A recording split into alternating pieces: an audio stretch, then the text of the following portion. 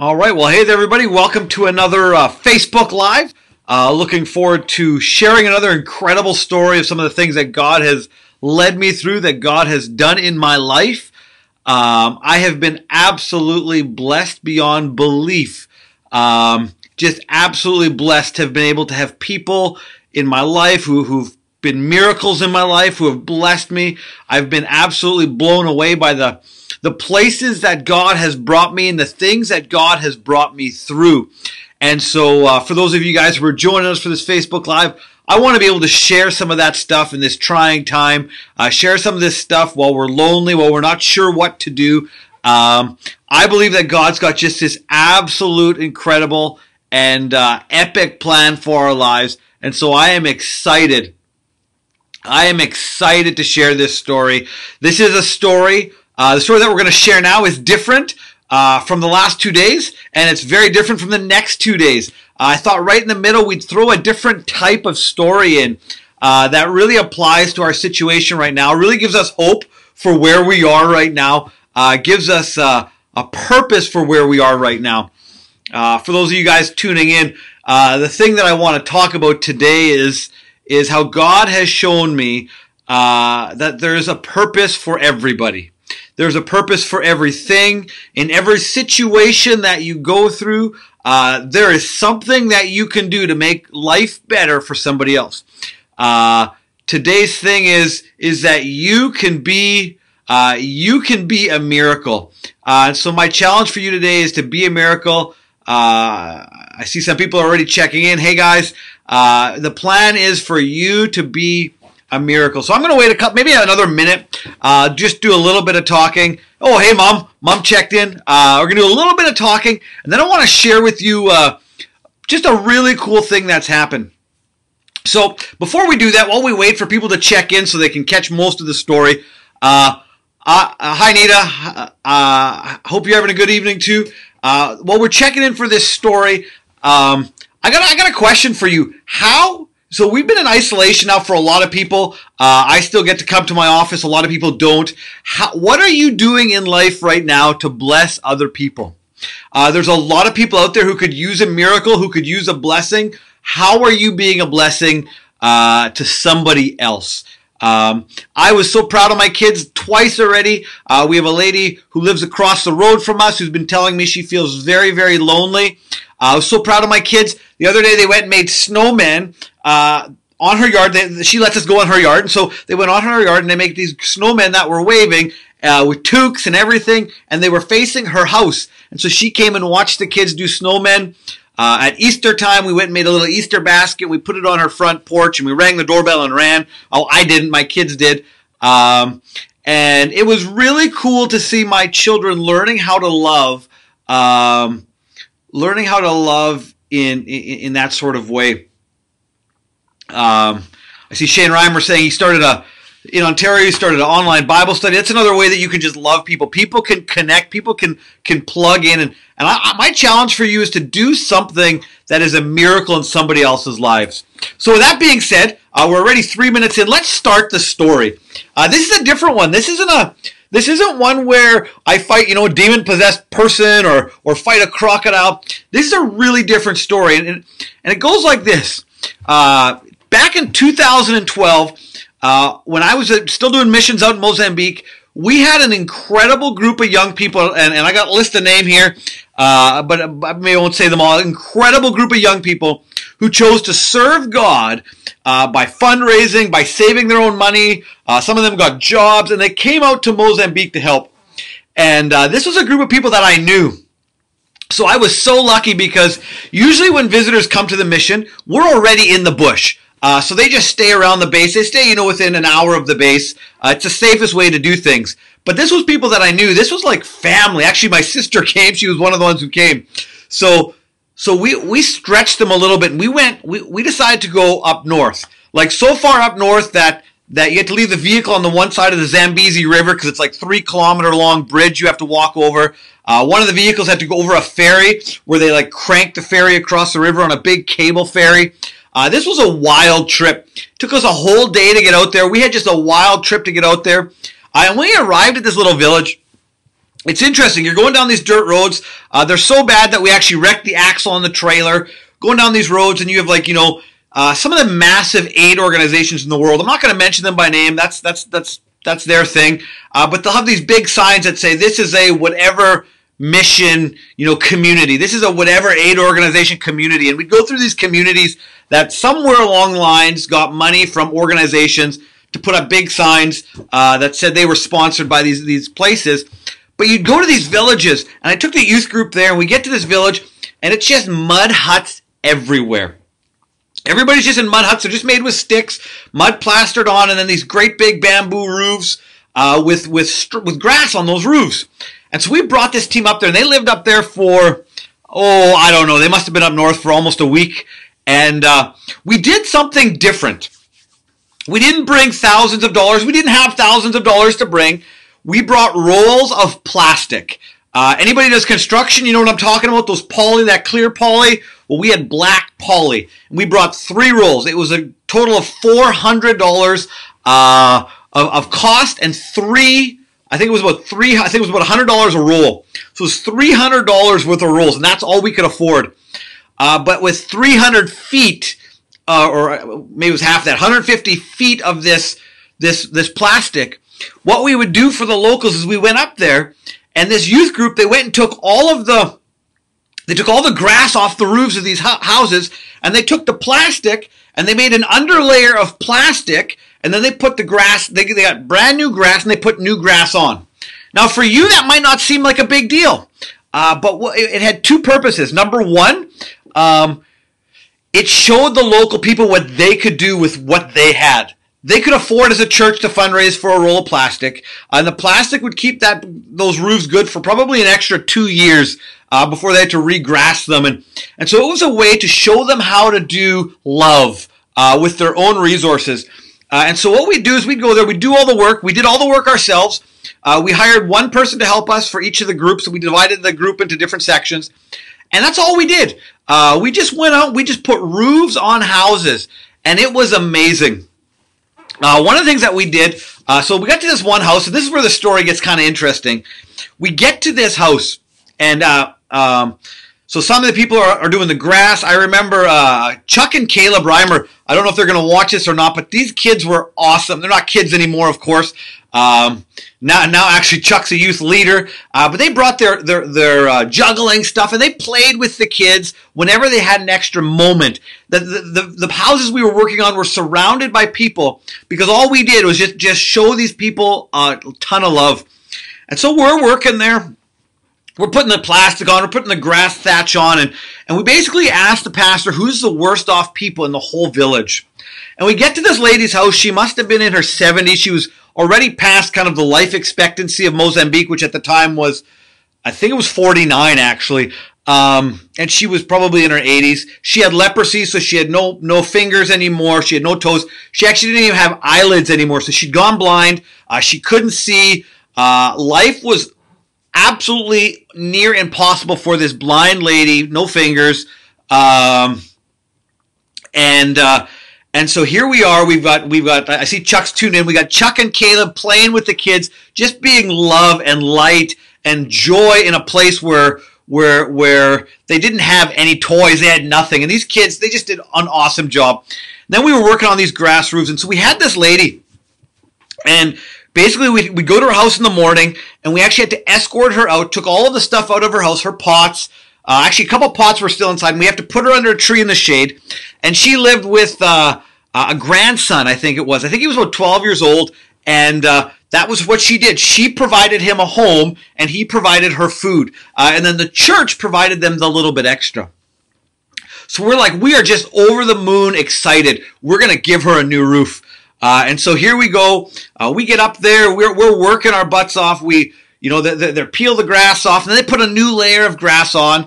And it's going great at this point. It is absolutely amazing. It's actually hilarious because the local guy, he goes and he says, no, the girls can't do that. And I remember Brianne, Brianne had said, no, girls are going to do this. Yeah, Brianne, maybe even Rochelle was like, no, the girls are going to do this. We're allowed to be up on the roof. So they're up on the roof, and they've got the guy on the ground giving them directions, and They're just absolutely killing it. They're doing a great job. And they get this whole roof done. It took all day. It took a whole day. They get this roof done.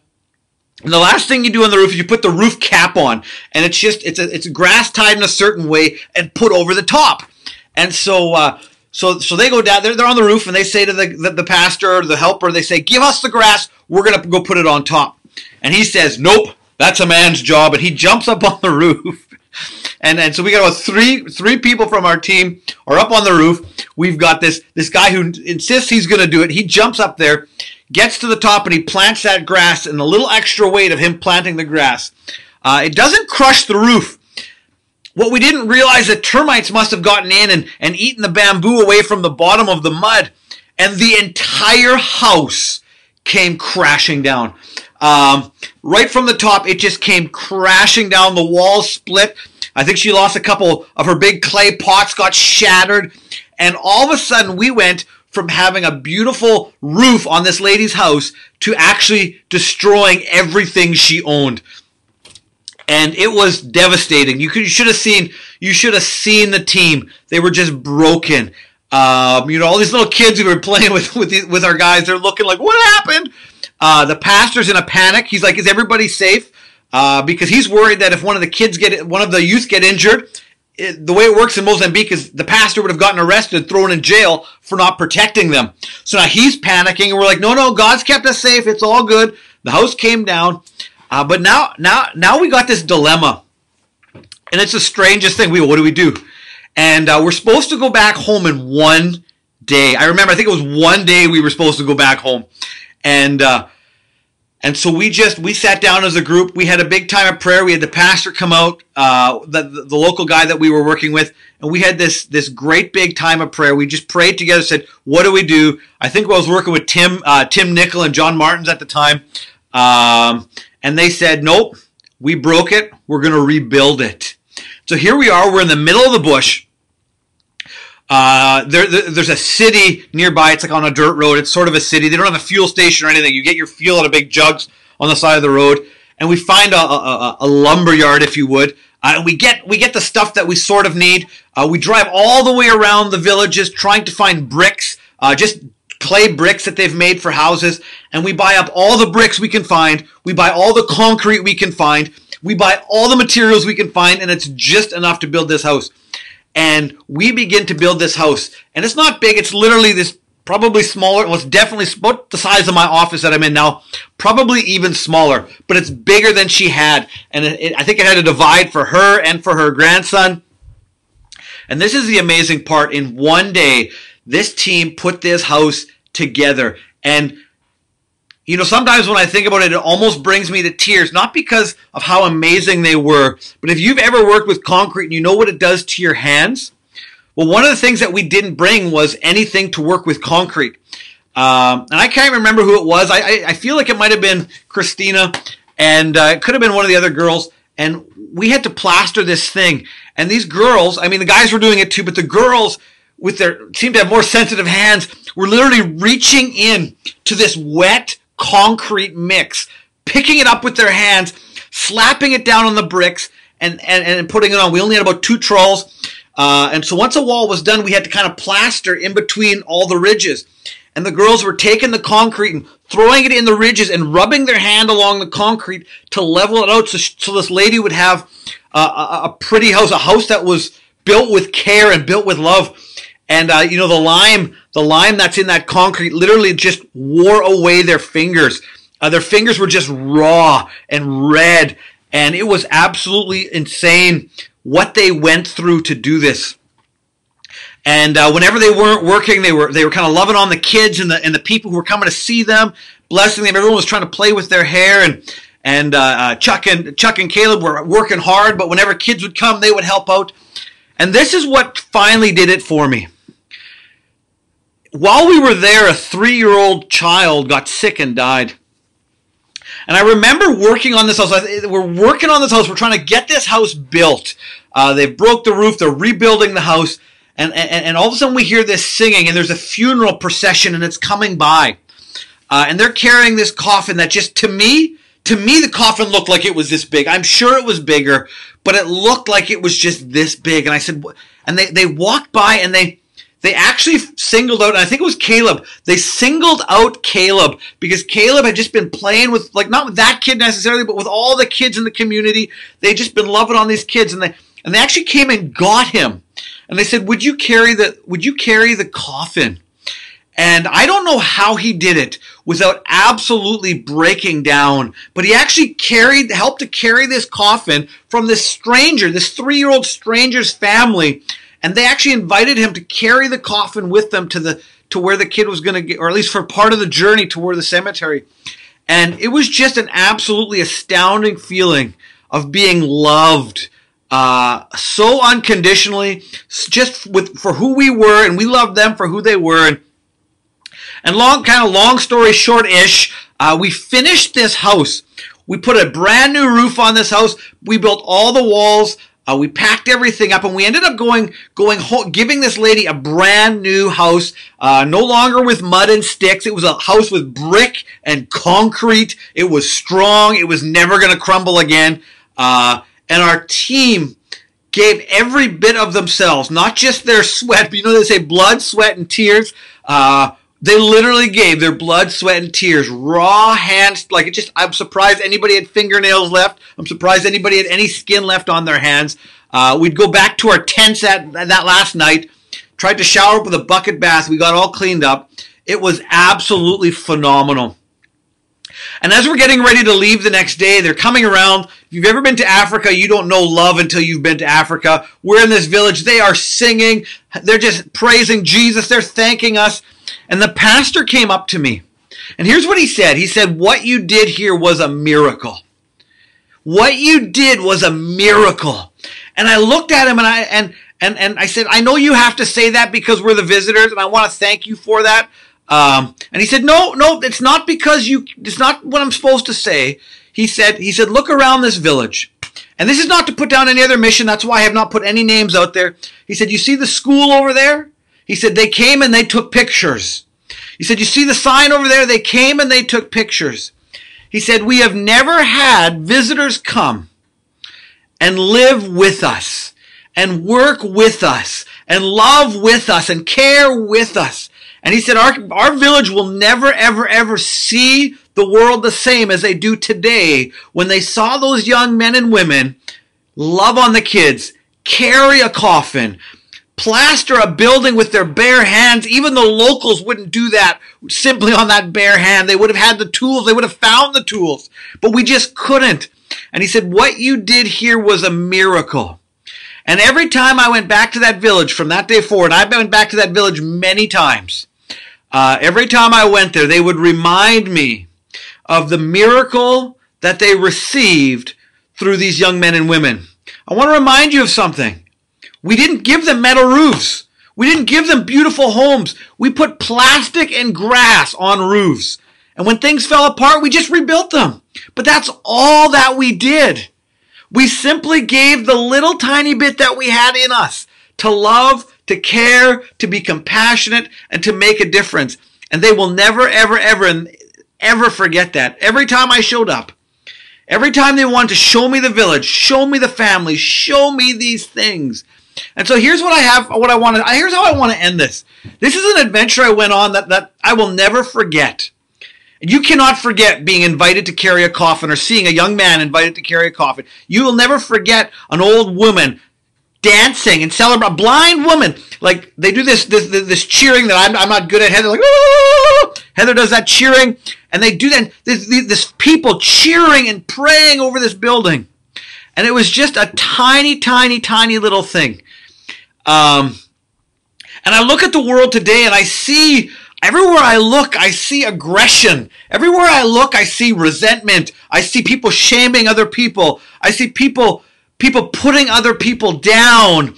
I see us policing each other instead of just loving each other. And every time I see that, I think of this story and I think, man, what if each and every one of us learned from this during the crisis that we're in, and we just simply went like this and said, you know what? There's not much that I can do, but I'm going to find one thing, something small that I can do to love somebody else.